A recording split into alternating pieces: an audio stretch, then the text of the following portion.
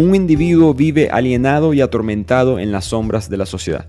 En sus apuntes aprendemos los pensamientos sociológicos y políticos de uno de los mejores escritores de la historia, Fyodor Dostoevsky, Memorias del subsuelo. Bienvenidos a este episodio 83 del podcast que resume libros, Bibliotequeando. Como siempre, su anfitrión, Ricardo Lugo, @bibliotequeando en las redes. Ahí pueden tener acceso a distinto tipo de contenido sobre temas que consigo en mis lecturas. Se pueden suscribir al blog, donde analizo y escribo artículos de distintos temas. Suscribirse al canal de YouTube, las distintas plataformas del podcast. Seguir apoyando este concepto de aprender a través de los libros, dándonos reviews 5 estrellas. Hoy les traigo un excelente libro, Memorias del subsuelo de Fyodor Dostoevsky, pero antes de comenzar quiero aclarar, o mejor dicho, informar una buena y una mala noticia. La buena es que voy a tener una entrevista muy interesante a nivel personal y profesional para mí, con un autor que no puedo mencionar todavía y un personaje del cual él escribe en el libro, cual se van a discutir temas bastante interesantes, pero tendré que viajar. Eso, añadido a ciertas situaciones personales, me va a evitar publicar un episodio la próxima semana, que es la mala parte, pero dentro de 2 semanas volveremos con el podcast. Pero volviendo al libro, como siempre, un contexto a la historia y al autor como tal, Fyodor Dostoevsky. Yo hablé mucho sobre él en el resumen que hicimos hace ya, creo que un año, de Crimen y Castigo, su obra más famosa, pero para hablar aquí de ciertos puntos sobre su vida personal, porque este es un libro bastante político. Muy analizando la sociedad o muy mostrando fallas en ciertos pensamientos sobre la sociedad. Él nace en Moscú en el año 1821, ya hace más de 200 años, otra época totalmente. De una familia de la burguesía rusa, alta sociedad, pero su madre muere a muy temprana edad y el padre, para darle una estructura a su vida, decide inscribirlo en la academia militar. Esto importa porque ahí casi perdemos a Dostoevsky, él casi no iba a escribir. Si se hubiese quedado en esa academia, decidió retirarse solamente para seguir su pasión por la literatura. Y él escribe su primera novela, Pobres Gentes, como un debut literario que él tuvo. Reconocimiento, lo puso en el mapa literario de Rusia. Eventualmente se empieza a involucrar en las actividades políticas. Fue arrestado por su asociación con un grupo de intelectuales que estaban criticando al régimen zarista, a los zares rusos, que estaban oprimiendo al pueblo, mucha discriminación, mucha desigualdad. Y lo interesante, y esto lo hablamos en el resumen de Crimen y Castigo, es que él fue condenado a muerte, él y otros jóvenes de la época, estudiantes, y justo en el día que lo iban a fusilar, ya estaba rodeado literalmente esperando que lo mataran, y la sentencia fue perdonada, fue conmutada, y lo mandaron a trabajar forzado en Siberia. Pasó 4 años en Siberia en el exilio, y de ahí es que se devuelve a Rusia, pero él nunca fue el mismo. Ya él tenía problemas que hoy en día entendemos, en esa época no lo entendíamos, pero él empezó a sufrir ataques epilépticos, se desmayaba de vez en cuando, quedó traumado, roto psicológicamente, y en medio de la locura él consigue la lógica para escribir sus libros. Cuando él vuelve a la literatura, ya 10 años después de haber sido arrestado, él publica distintos libros sobre, primero, su viaje psicológico, o lo que pasa en la mente de alguien que está quebrado y que pero aún así se siente moralmente superior, que es lo que es Crimen y Castigo. Después tiene obras más, filosóficas, como Los hermanos Karamazov, que según él mismo fue su mejor obra. Pero poco a poco va evolucionando y decide manifestarse políticamente, y lo hace en este libro, Memorias del subsuelo, o Notas del subsuelo, como quizás lo hayan visto en alguna librería. Lo que estaba pasando en Rusia en la época era que estaba llegando por primera vez, quizás en los reportes modernos de la historia, estaba llegando la influencia occidental a Rusia. Eso siempre ha sido una idea controversial en este país, porque ellos, por distintos factores, el ambiente siendo uno, ellos siempre se han desarrollado por sí solos. Digamos que muy apartados del mundo del occidente. Y ahí venía el debate: ¿qué hacemos con estos ideales, con estas nuevas ideas que están surgiendo en el occidente? ¿Las adaptamos o las dejamos afuera? Y los intelectuales de la época de Dostoevsky se dividieron en 2 bandos, los eslavófilos y los occidentales. Los occidentales, por supuesto, a favor de integrar las ideas europeas, particularmente la modernización, el racionalismo, el método científico, la política liberal, ciertos elementos del socialismo, ya vamos a llegar a eso. Y los eslavófilos, que creían que Rusia tiene su propia cultura, tenemos un conjunto de valores completamente diferentes a los de Europa, que traer ideas de una cultura que no va a encajar con la nuestra va a traer distintos problemas, y se deciden alejarse un poco del occidente, particularmente en el aspecto religioso, porque ellos son cristianos ortodoxos. Son mucho más valores acercados a los campesinos, a las zonas rurales. Entonces hay un cambio o un debate de qué hacer en cuanto a la literatura, en cuanto a las artes, en cuanto al gobierno dentro de Rusia.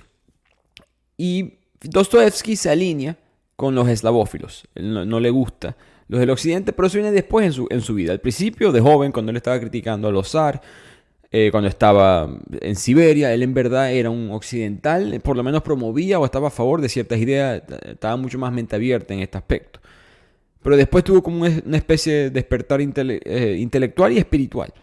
Se convirtió en un nacionalista, empezó a apoyar las ideas más rusas y se dio cuenta que para su opinión, que muchas de estas ideas del occidente, como el egoísmo racional, las utopías sociales, el trascendentalismo europeo, métodos científicos, él siempre sentía que había algo de la psicología humana que estas teorías no estaban entendiendo.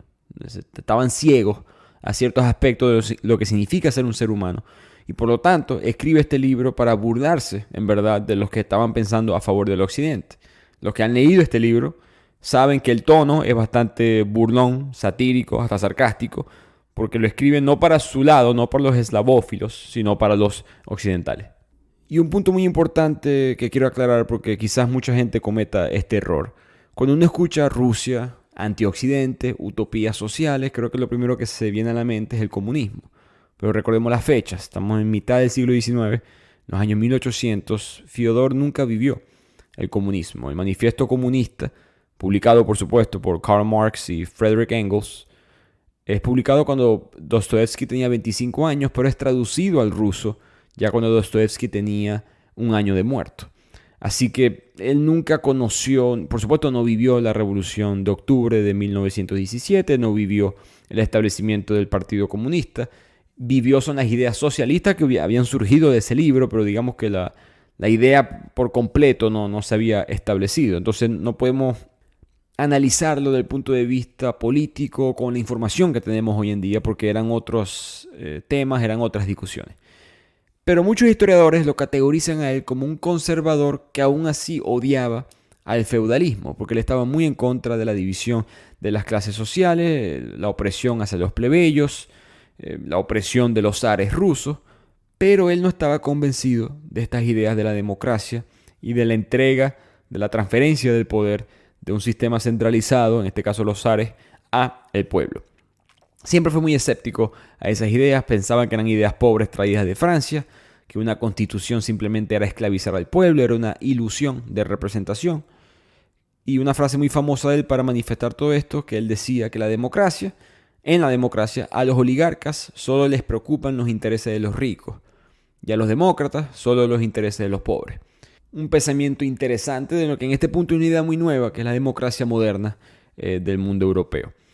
Pero él, entre otras cosas, creía en el cristianismo ortodoxo, el ruso específicamente, no le gustaba, despreciaba a la Iglesia Católica, era un pacifista como su colega y compatriota Leo Tolstoy, rechazó cualquier tipo de método violento o levantamiento armado liderado por radicales o progresistas o estos profetas políticos. No le gustaba que se destruyeran las instituciones, él sentía que ahí está su parte conservadora. No le gustaba que las cosas que tardaron tanto en establecerse fueran radicalmente cambiadas, que hay ciertos valores que no podemos perder. Por lo tanto, apoyaba derechos comerciales, apoyaba la propiedad privada. No estuvo de acuerdo, no era, digamos, completamente a favor del libre mercado, sino que criticaba las críticas de los utópicos socialistas de su tiempo sobre el libre mercado. Y mientras él está analizando todos estos conceptos y temas políticos, esto está en el debate social de la época, de repente se publica una obra en Rusia de Nikolai Chernyshevsky que se llamaba ¿Qué hacer? Y Chernyshevsky era famoso, era un líder del movimiento socialista radical en Rusia, tenía mucho apoyo de los jóvenes. Y en esa obra él ofrece una utopía basada en las leyes naturales del interés propio, promueve ser muy escéptico a los valores, instituciones y normas morales establecidas por generaciones anteriores, buscar destruirlas. Es una metáfora, el libro, a un utopismo racional, donde las personas van a trabajar todos por el bien común. En su obra hay un palacio de cristal, y digamos que hay una sociedad viviendo dentro de este palacio de cristal. Y el edificio literalmente todo es de cristal, todo es de vidrio, todo se puede ver, todo es transparente, todo es colectivo y todo el mundo actúa racionalmente por el bien mayor de la sociedad. Y cuando Dostoevsky lee ese libro se echó a reír básicamente, diciendo desde su punto de vista que el ser humano nunca haría eso, que el ser humano nunca ha sido racional y que el comportamiento humano es lo opuesto, que este realismo psicológico es contrario en verdad a la naturaleza humana, que un palacio de cristal, en sus palabras, crea uniformidad, monotonía, falta de privacidad, pérdida de la individualidad. Y con ese concepto de la luz del palacio de cristal, donde todo es transparente, todo es brillante, él escribe Memorias del subsuelo, donde todo es lo contrario, todo es oscuro. Es un espacio no colectivo, sino un espacio individual, donde la gente puede demostrar en verdad sus vicios mentales en secreto. Y con eso tenemos a este hombre del subsuelo que nos va a demostrar los argumentos de Dostoevsky. Que empieza con el protagonista, un hombre sin nombre, totalmente anónimo, canónicamente conocido como el hombre del subsuelo, así se refiere a él mismo. Es un asesor, un funcionario, ex funcionario del gobierno, ya jubilado, un burócrata pero de bajo nivel. 40 años apenas, vive en San Petersburgo, muy mala salud, posiblemente por una enfermedad hepática, pero se niega a ir al médico, siendo su lógica que el ocultar sus problemas médicos no le hace ningún daño a nadie, ni siquiera a los médicos, solamente a él mismo, por lo tanto, ¿qué importa que no vaya al médico? Él tiene un carácter muy rencoroso sobre la vida, como frustración hacia la sociedad. Piensa que el mundo a su alrededor son puros imbéciles, que solamente las personas tontas son los que triunfan en la sociedad, que los inteligentes se quedan atrás. Cuando él era un funcionario del gobierno, empieza a recordar esos días de trabajo, específicamente cómo él trataba a las personas en ese trabajo, que era de una manera extremadamente grosera. Miraba a todo el mundo como si fuera su inferior, porque cualquier persona que le pedía algún tipo de documento, algún tipo de petición gubernamental, como él tenía el poder, él simplemente los trataba como si fueran inferiores. La lógica, el razonamiento de su parte es que él no era corrupto. Yo no aceptaba sobornos, mientras que todo el mundo a mi alrededor sí lo hacía. Por lo tanto, yo tengo derecho a hacer esto. Esa es mi manera de quebrar la regla, o mejor dicho, de jugar con el sistema. Me puedo dar el lujo de ser grosero. Y cabe destacar, él no es rico, vive en una habitación miserable, tiene un sirviente muy viejo, malhumorado, no vive de buena manera. Y él pudiera vivir mejor si hubiese aceptado esos sobornos a través de su carrera, pero él se consideraba incapaz de cometer esa maldad. No incapaz quizás como tú y yo lo diríamos, en el concepto de que yo tengo integridad o tengo valores, sino él lo dice de que soy incapaz, de que no puedo dar ese paso. Se me presenta la oportunidad y entre la inteligencia y el debate moral no puedo tomar ese paso. Por lo tanto, los tontos, los malos son los que se aprovechan del sistema. Al mismo tiempo, a pesar de que la vida es muy cara en San Petersburgo y que no tiene un buen estilo de vida, pudiera vivir mucho mejor en el campo, en otras zonas de Rusia, él decide quedarse por contradicción. Por lo tanto, este hombre del subsuelo, él piensa que no tiene éxito en la vida porque es demasiado consciente del mundo y sus problemas. En sus propias palabras, yo sé demasiado. Por ende, al saber tanto, él no puede hacer nada en un mundo que se rige con ideas que no existen. Teorías sociales, teorías políticas. Todas son teorías inventadas, no existen. Yo vivo por encima de ellas. Yo vivo en el mundo de verdad. Pero como el mundo de la realidad, por decirlo así, sí se rige bajo las reglas inventadas por los seres humanos, yo termino en este subsuelo. Entonces el resultado final de esta conciencia de él es que siempre termina con la inercia. Y la inercia trae una degradación humana que es muy natural desde su punto de vista e imposible de cambiar. Y estos fueron como que los dos primeros capítulos del libro, que es un libro corto en verdad. Y vemos ya algunos mensajes que mencionamos anteriormente, ¿no? Un gobierno corrupto, una democracia corrupta, el gobierno del pueblo y todos los funcionarios, bueno, son corruptos todos. No hay nada que se pueda hacer, los inteligentes no están controlando las cosas. La gente no es racional, se enferman pero no quieren ir para el doctor. Les mandan medicina pero no se la toman. Si uno quisiera hacer el bien común, estuvieran haciendo todas esas cosas, pero no lo hacen. Entonces cualquier idea utópica, asumiendo lógica, fracasaría desde el punto de vista de Dostoevsky. Y de aquí en el libro él pasa a explicar un tema interesante, que es lo que sucede en la mente del ser humano cuando surge la necesidad de vengarse de algún insulto. Él piensa que hay dos tipos de respuesta. Primero está el hombre de acción, la persona que no tiene miedo de buscar venganza, no lo piensa dos veces, es consciente de que ha sido agraviado, experimenta ira y se siente por lo mismo justificado de hacer lo que sea necesario para restaurar su persona, su imagen, su nombre. Mientras que el segundo tipo de persona es el hombre del subsuelo, que piensa demasiado la situación, analiza, trata de buscarle sentido a las cosas y quizás cae en la acción pasiva, o mejor dicho, pasivo-agresiva, que trata de vengarse de esa manera. Y él utiliza el ejemplo de un ratón. Es un ratón que te quiere morder y se esconde detrás de la estufa mientras tú estás cocinando. El ratón se va a ir quemándose poco a poco, inevitablemente dañándose más él mismo que el objeto de la venganza, siendo tú. Pero el ratón, que sabe del dolor que le quiere causar a este objeto de la venganza, disfruta su propia degradación. Y él piensa que eso es lo que sucede con el ser humano en distintas situaciones. No, sufrimos sin sentido alguno, solamente porque queremos, ya sea por venganza o por otras razones.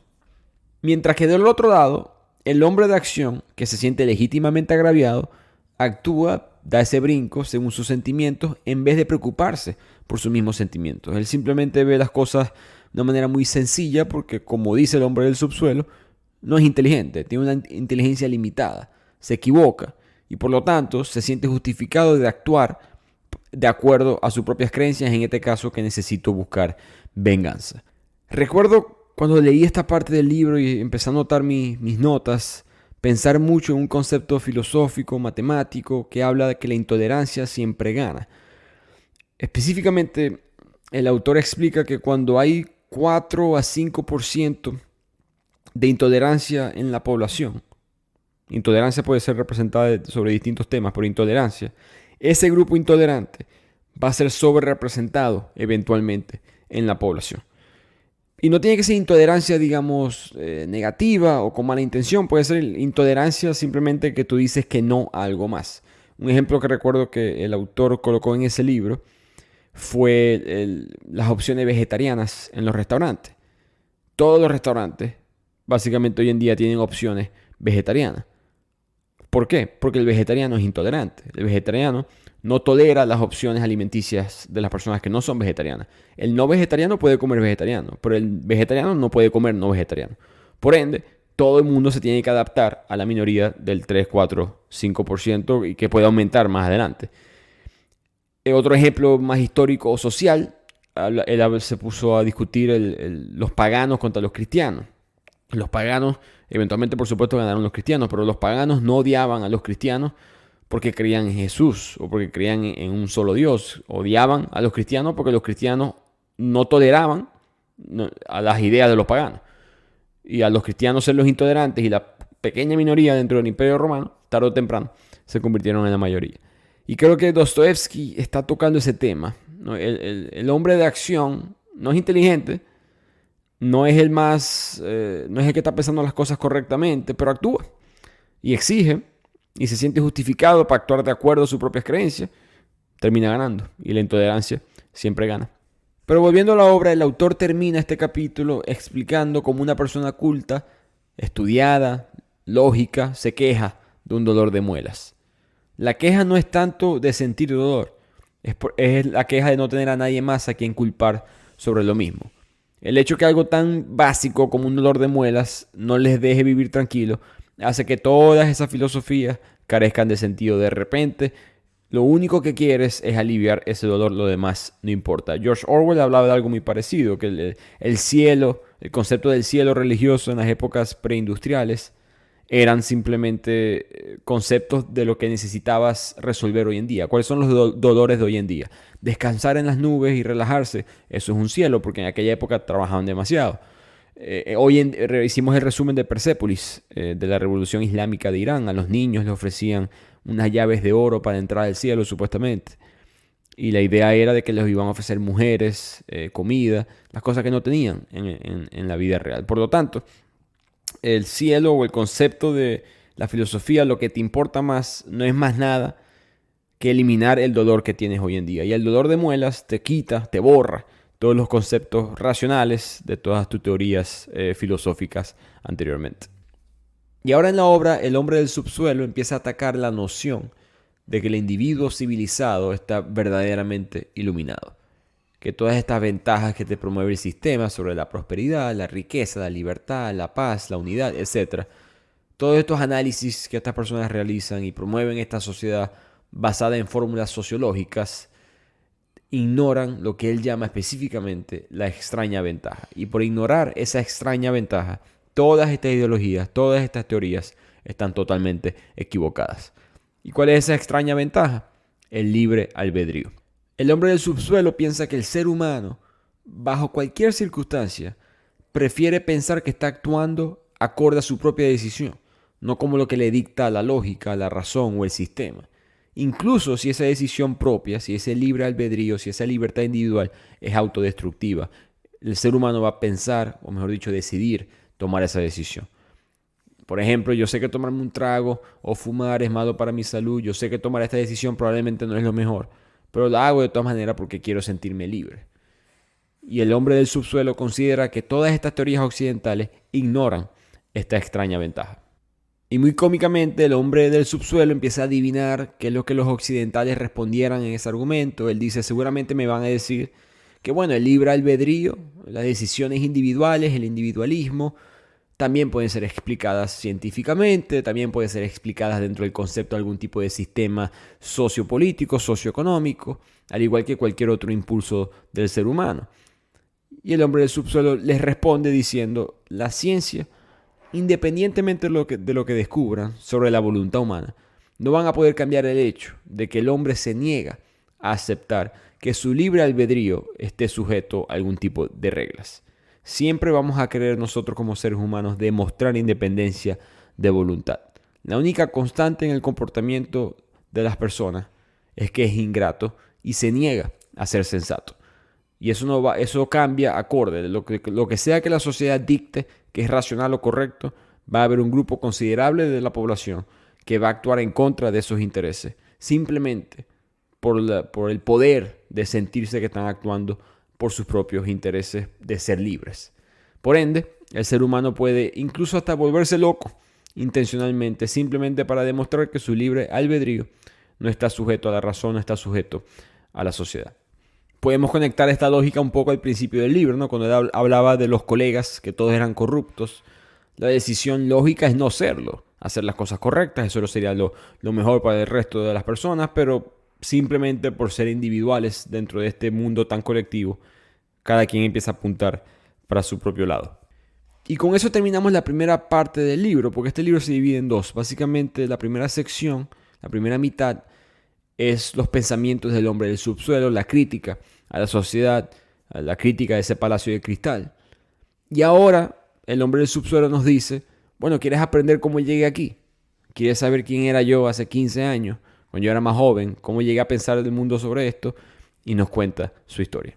Entonces el hombre del subsuelo en este punto tiene 24 años, es un hombre con una autoestima dolorosamente baja, todavía no ha abrazado, no está contento con esa condición de clandestino dentro de la sociedad, todavía quiere ser parte de la misma, por mucho que la desprecie. Está constantemente cohibido por su apariencia, especialmente por su ropa, porque revela su pobreza, antisocial, trata de hacer conexiones con personas en el trabajo, nunca llegan a más de 2 o 3 ocasiones sociales, teme parecer estúpido, a pesar de que está confiado sobre su propia inteligencia, está convencido que los demás los están menospreciando, y por la mayor parte de su tiempo se la pasa leyendo. Y debido a esa depresión, a esa soledad, él comienza a frecuentar prostíbulos.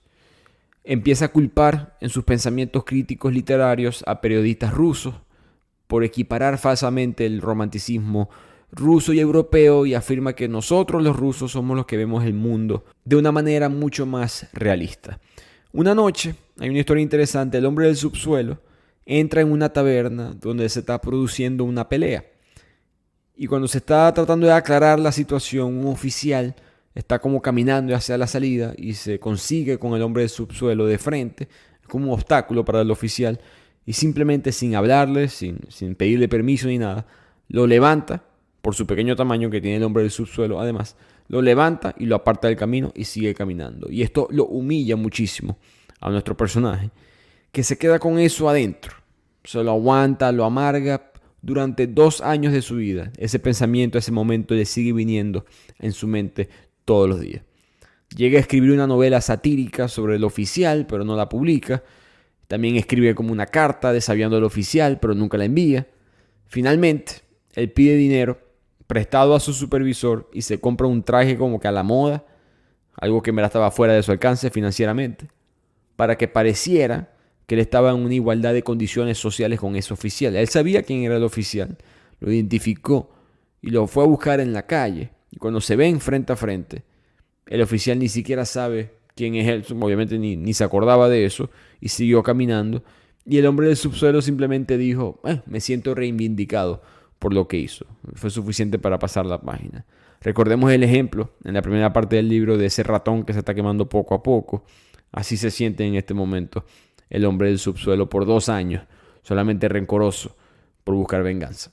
Y de aquí el hombre del subsuelo nos cuenta otro momento, otra situación social de su vida que lo terminó convirtiendo en el hombre del subsuelo. Un día él está visitando a uno de sus amigos llamado Simonov, y cuando entra hay 2 antiguos compañeros de él de la escuela. Todos se conocen, pero ellos 3 están planeando una despedida para la noche siguiente de un cuarto amigo llamado Zverkov. Era un oficial del ejército que estaba siendo trasladado a otra base militar.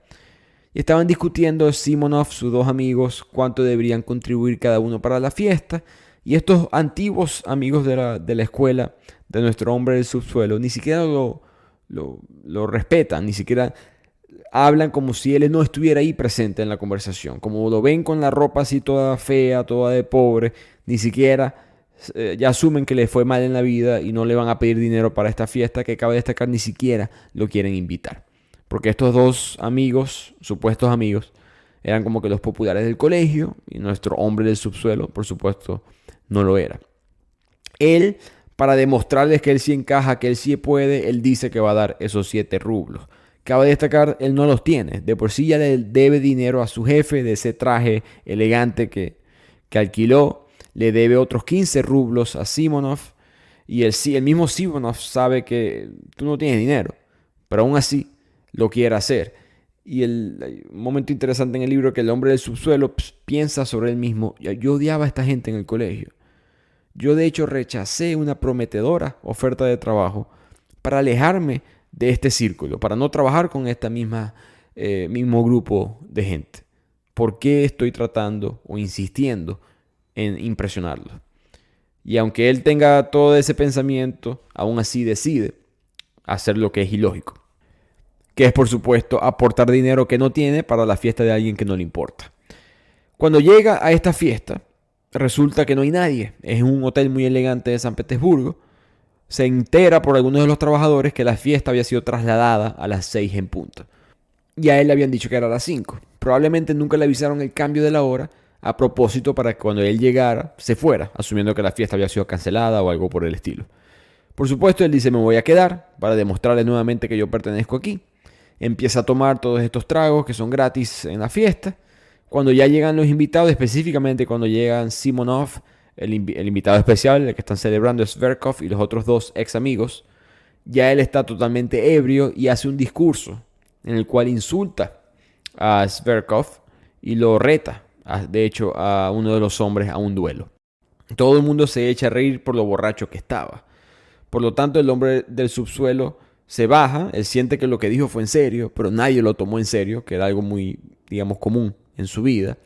Cuando el hombre del subsuelo se da cuenta que se equivocó, él les pide disculpas, específicamente por haberlos desafiado a un duelo. Recordemos que el duelo era esa rara práctica interesante que se realizaba mucho en Europa, de colocarse 2 hombres a espaldas, caminar tantos pasos en direcciones opuestas, los 2 agarrando una pistola con una bala, y se volteaban los 2 al mismo tiempo y le disparaban al otro hombre. El que quedara vivo ganaba básicamente, o mejor dicho, el que no fuera golpeado por la bala a veces sobrevivían. Y esas discusiones, esos duelos se daban normalmente cuando eran problemas bastante sobre la integridad de una persona, en cuestiones de infidelidad, traiciones de negocios. A veces no se buscaba la vía legal, sino que se desafiaba un duelo y todo el mundo aceptaba que esta era la manera para solucionarlo. La gente se paraba a cierta distancia, habían espectadores, la gente apostaba a veces. Era algo muy normal que te desafiaran un duelo, especialmente en estas clases sociales. Por lo tanto, él pide disculpas por esto.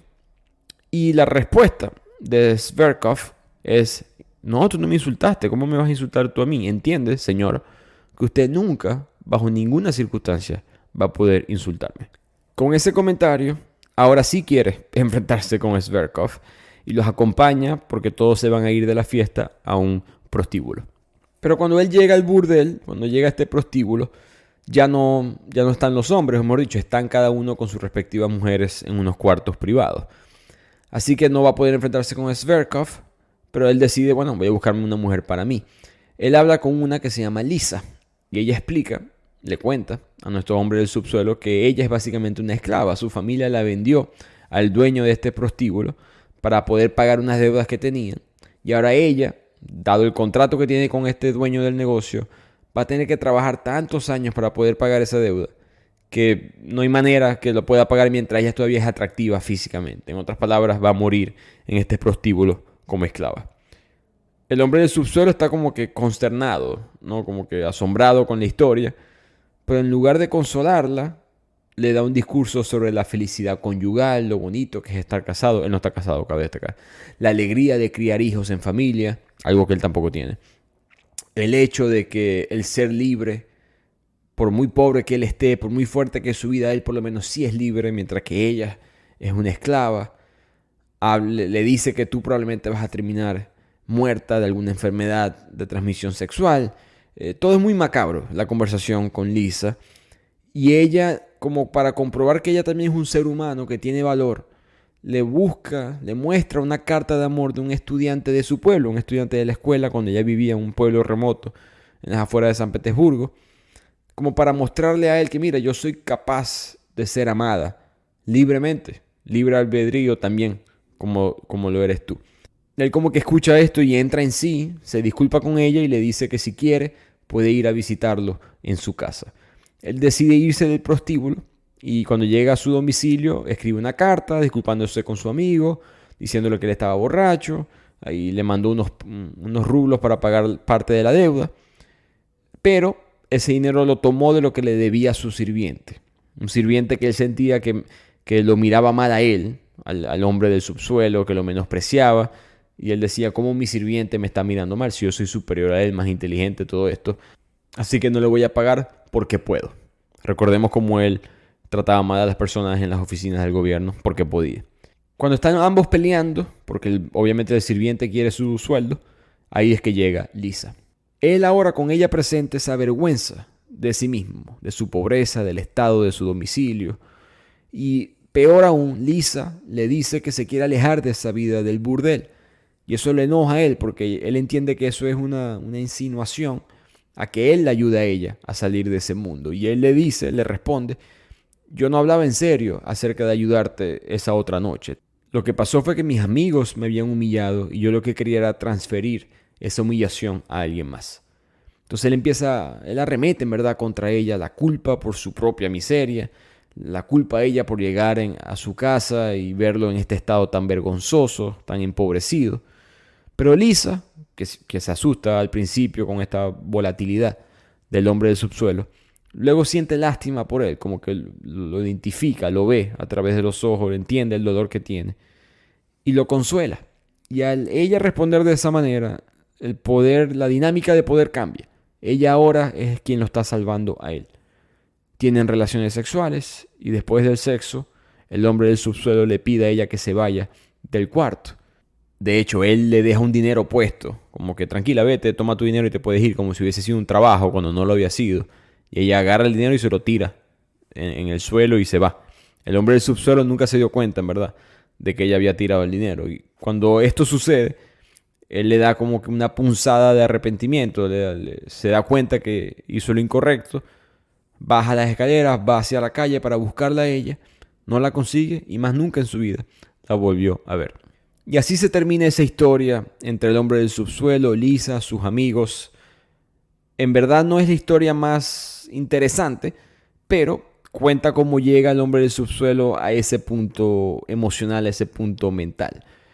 toma muchas decisiones irracionales, toma muchas decisiones ilógicas y además se encuentra con alguien compasiva, que es Lisa, por supuesto, que busca comprenderlo. A pesar de su profesión, ella representa como que un deseo de conexión humana, una búsqueda del significado en un mundo que parece carecer de él. Ella le ve los ojos, lo entiende a él, y él tuvo esa oportunidad para esa conexión y la desaprovechó. Y al final hay como una especie de quiebre emocional en el hombre del subsuelo. Pareciera que fue esa pérdida de la única conexión verdadera que iba a tener en la vida, hasta cierto punto una historia de amor. El haber salido negativo de esa interacción lo quiebra y lo manda al mundo del subsuelo. Y de ahí la obra pasa a las últimas notas de esta especie de diario del hombre del subsuelo, que afirma que esto no es una obra de literatura porque una novela necesita un héroe y aquí no hay ningún héroe. Si acaso hay un retrato de un antihéroe. Él se caracteriza a él mismo y a sus mismos lectores como personas que están divorciados de la vida. Recordemos que estamos hablando de las personas del occidente, que viven más en los libros que en la vida real y no están dispuestos a hacer el trabajo de vivir de forma independiente. Termina concluyendo el texto afirmando que él no va a volver a escribir más nunca desde el subsuelo. Pero en una nota de pie al final de la novela, Dostoevsky, no el nombre del subsuelo, sino Dostoevsky, nos cuenta que el hombre del subsuelo no logra tomar ni siquiera la simple decisión de dejar de escribir. Este manuscrito de las notas se extiende por muchas más páginas. La historia de su vida continúa, pero nunca son publicadas.